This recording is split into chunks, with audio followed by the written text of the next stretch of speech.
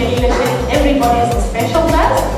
And a special thank you from our Federal Treasurer, Dr. Jim Chala. And I know it's very tight schedule, but he made it for us. Thank you so much, it means a lot to us.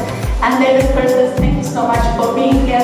And also our good friend, Afghan Community Council, the President and Founder, Dr. Iqbal, all the way from Melbourne, thank you so much. And our friend, Afghan Community Leaders, Dr. Abdullah and Paul, thank you so much for making time to be here. And every single of you is special for me. Citizenship is something is very special to me. And the credit is going to Gail, basically. Because what happened, one day I just stand up to Gail Phil, it was a multicultural Australian citizenship ceremony, and I asked her, like, how do you have to do this? Is that specifically people to do it, or anyone can make a citizenship ceremony? She said, Leah, I can do it tomorrow. And I was like, are you sure? She said, yes. So that was the time of joy in my life in last 30 years in Australia. Why? Because I come to Australia with just a piece of paper with no passport as a refugee, as a travel document. After 3 or 4 years, some emergency come up home. I need to be at home in 50 days back to my family. So I was young, I didn't understand how to get it done and how to go get nothing. Didn't understand nothing. Couldn't even speak the language even. So basically, I went to travel agency, asked him I want to go back to Afghanistan, back to my country. I need a ticket. So that time, 1,500 was lots of money. I had a cash in my hand, and it was like 3 years saving. So the gentleman booked the ticket and everything. He said, can I have a passport? I said, what's passport?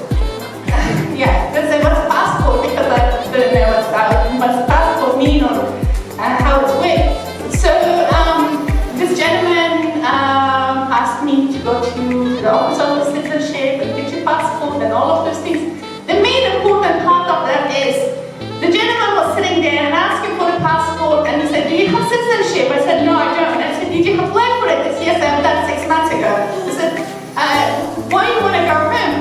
Very young, and then I came and I started crying. I said, I want to see my mom. And he said, just give me 5 minutes and I'll come back to you. He went to that office, come back with a Bible and asked me to go to church. That made me, in 24 hours, be citizen of Australia, get a passport. This is the country we are staying and basically pulling from. So I would like to acknowledge opening the ceremony by acknowledging the traditional custodian of the land. Originally belonged to Australian Aboriginal and Torres Strait Islander, to respect the elders and past and present, the first people of the whom we gratefully following as we call this land home. And also I would like to acknowledge those the ancestors, Afghan Pashtun families who came to Australia in 1860 and built up a strong foundation for us. We're proud of it. Today is the day for new citizen who's actually calling Australia home. Today is the day, is the nation. Today is the last week of the nation refugee week, which is an important week for all of us to come to Australia as refugee, as migrant, and build a better and strong foundation for our family and ourselves. Together we celebrated the spiritual and unity, diversity, resilience that define Australia and our people, allowing us to be together, a strong Australian, and call ourselves Australian. So, if I talk about Australia, it will take another half an hour. How proud I am, because back at home in Afghanistan, I don't have any right to stand up and even go outside without a 10-year-old man. But in this country, they're giving me a right to stand up in front of the federal government. I'm speaking out. This is the country I am calling home. Before I call the member for Mayo, I'd like to advise the House that in the gallery also is Women's Empowerment and Leadership and the interns. A very warm welcome to you all. Give the challenge. This Refugee Day, the Albanese government reaffirms our commitment to those in need. We also recognise that this means much more than helping someone get to Tullamarine Airport. We need robust settlement support so that people, when they arrive here, can make their contribution, can fulfil their potential to contribute as so many have done. We've been getting on with the job here, Speaker, and in doing so trying to bring people together in unity, not division. We've delivered on our commitment to convert people on temporary protection visas to permanent protection. Around 3,000 visas have been granted to date, and I'm pleased to advise the House that more than 94% of those eligible have now submitted applications. This is a government that will continue to be tough when it comes to securing our border, while never abandoning our sense of decency and compassion. We are committed to Operation Sovereign Borders and to delivering an orderly and legal pathway for people in need of our protection. We're also on track, I want to inform the House, to fill the 2023 humanitarian program. This will include granting more than 7,900 visas to Afghan nationals, in line with a strong commitment across the Parliament to this.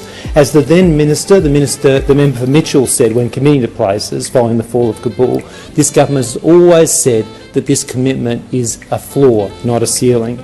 This is consistent with our government's approach, because we are determined to do more, and we are determined also to change the tone of this debate in this building and in our communities to a debate that's anchored in compassion and generosity and the fair go, the essence of the Australian spirit, something that of course has been enriched by nearly 1 million refugees. Can